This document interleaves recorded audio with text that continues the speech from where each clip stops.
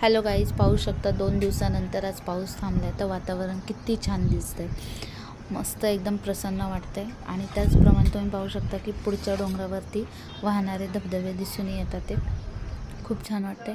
आणि त्या पावसामुळे शाळेंना सुट्ट्या दिल्या, त्यामुळे ह्यांचा पसारा आवरताच नको वाटतंय.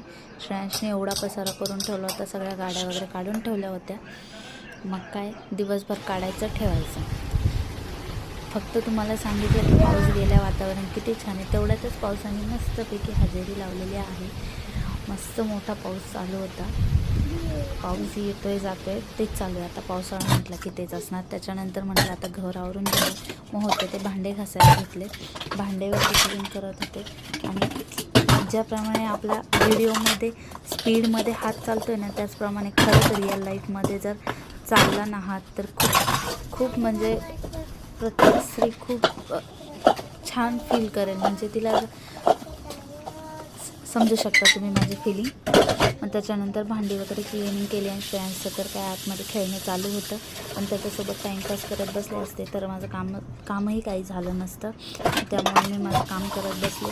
भांडी वगैरे घासली. मग त्याच्यानंतर धुवायला घेतली, भांडी धुवून वगैरे घेतली.